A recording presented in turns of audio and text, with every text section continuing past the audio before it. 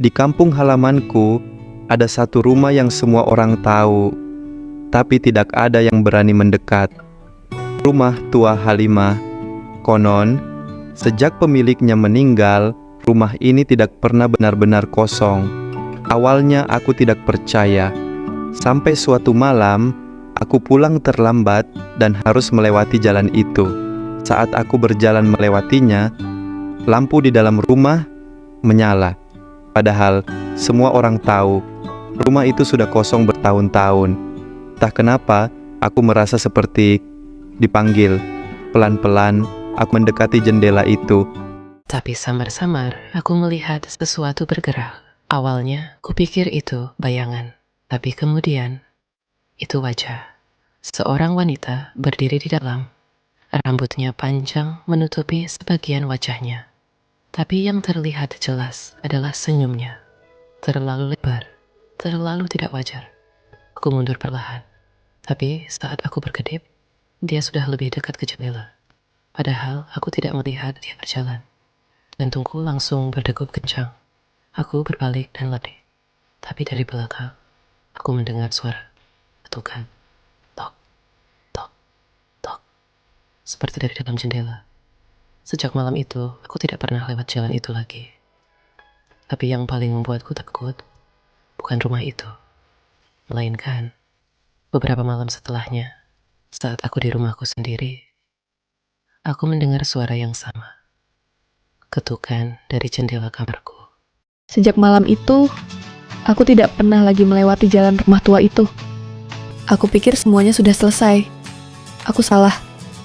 Malam pertama setelah kejadian itu, aku tidak bisa tidur.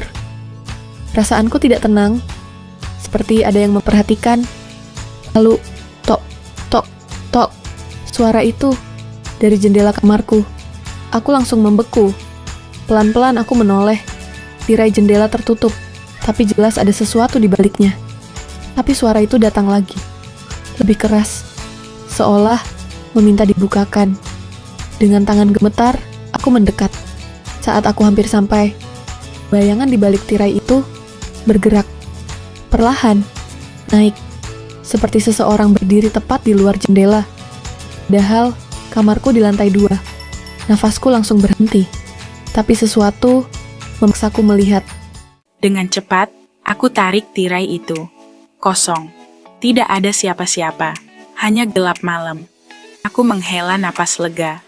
Mungkin aku cuma panik. Tapi saat aku mau kembali ke tempat tidur, aku melihat pantulan di kaca jendela. Bukan bayanganku.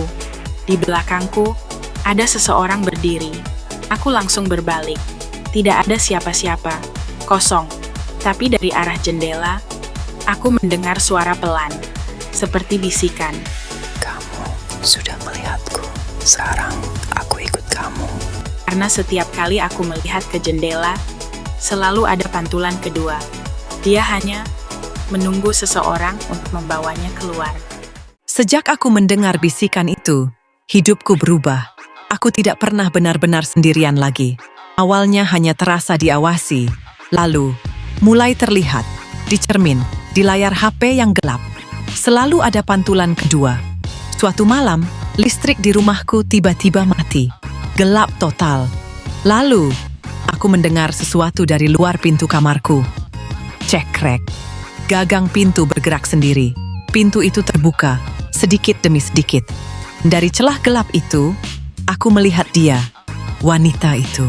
Rambutnya panjang menutupi wajah, tapi kepalanya miring. Aku tidak bisa bergerak, tidak bisa berteriak. Dia hanya berdiri di ambang pintu, seolah menunggu. Lalu aku ingat cerita orang kampung. Dia tidak bisa masuk, kecuali diizinkan.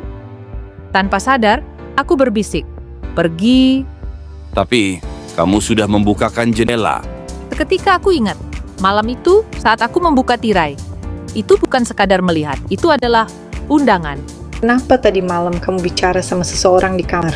Aku diam karena aku tidak pernah bicara. Dan sejak saat itu, kadang-kadang, saat aku sendirian di kamar, aku mendengar suaraku sendiri berbicara. Padahal aku tidak membuka mulut.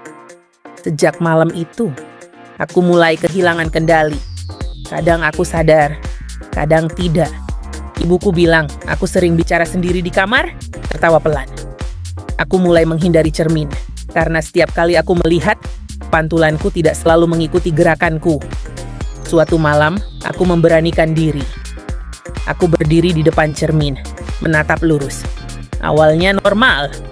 Aku angkat tangan. Pantulanku ikut. Lalu aku berhenti. Tapi, pantulanku masih bergerak. Pelan-pelan. Dia tersenyum. Senyum yang sama. Jantungku langsung jatuh. Aku mundur. Tapi pantulan itu tetap di sana. Dan untuk pertama kalinya, dia berbicara tanpa suara. Hanya dari gerakan bibir. Sekarang giliranku. Lampu langsung mati. Gelap total. Aku tidak tahu berapa lama aku berdiri di sana. Detik, menit, atau lebih lama. Saat lampu menyala kembali, aku sudah berada di depan rumah tua itu. Aku tidak ingat bagaimana aku sampai di sana.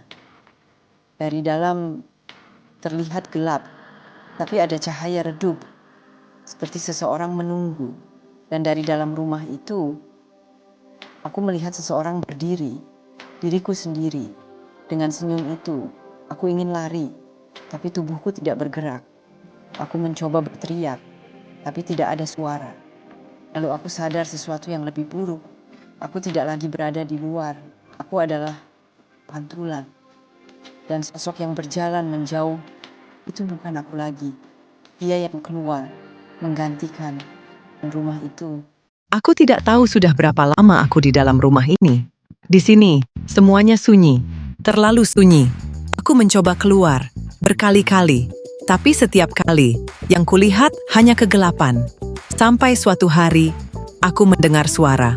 Langkah kaki. Dari luar rumah. Jantungku langsung berdegup kencang. Aku berlari ke jendela, mengintip keluar. Dan di sana, ada seseorang berdiri. Dia. Kamu. Persis seperti aku dulu. Aku langsung menggeleng, mencoba berteriak. Tapi tidak ada suara yang keluar. Orang itu perlahan mendekat. Sama seperti aku dulu.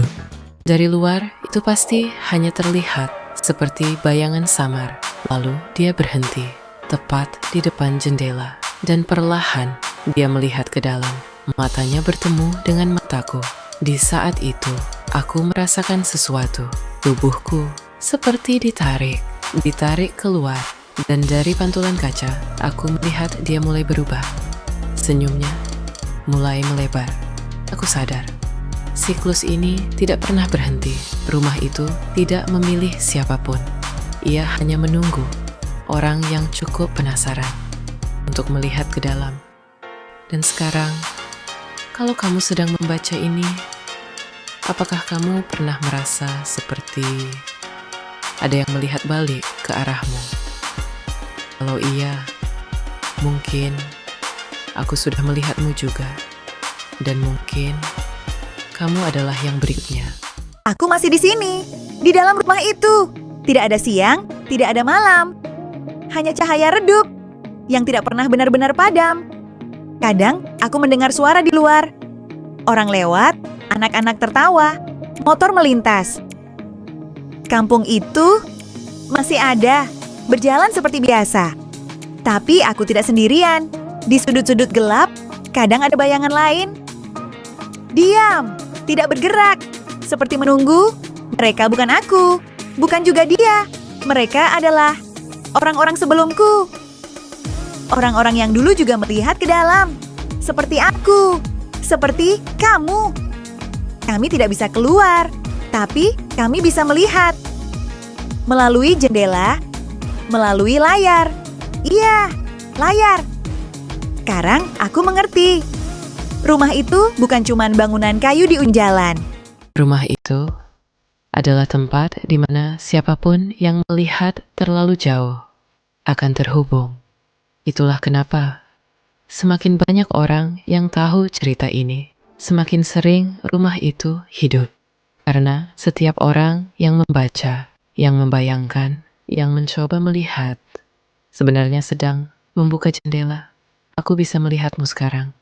Bukan wajahmu, tapi posisimu, gerakanmu, cara kamu membaca ini. Kadang Aku mencoba memperingatkan. Seperti dulu, aku mencoba berteriak. Tapi dari luar, itu hanya terasa seperti perasaan tidak enak. Kalau kamu mulai merasakannya, jangan cari sumbernya. Jangan lihat ke arah jendela. Karena kalau kamu melihat pantulanmu sekarang dan merasa ada yang sedikit berbeda, jangan tunggu terlalu lama. Berhenti di sini. Tutup cerita ini. Karena kalau tidak, mungkin nanti malam, saat kamu sendirian, kamu akan sadar bahwa sejak tadi, kamu tidak membaca cerita ini sendirian. Akhirnya anak aku mengerti, rumah itu tidak jahat. Ia tidak mengejar, tidak memaksa, tidak memilih. Rumah itu hanya menunggu seseorang datang, melihat, menyadari, dan tanpa sadar membuka jalan. Sejak aku berada di dalam sini, aku belajar satu hal, tidak semua yang hilang benar-benar pergi. Aku dulu juga berpikir aku adalah korban, tapi sekarang aku sadar semua berawal dari rasa penasaran. Kalau saja waktu itu aku tidak berhenti, tidak mendekat, mungkin aku masih jadi diriku sendiri. Tapi penyesalan di tempat ini tidak ada gunanya, karena di sini waktu tidak berjalan maju, hanya berulang. Orang datang, melihat, masuk.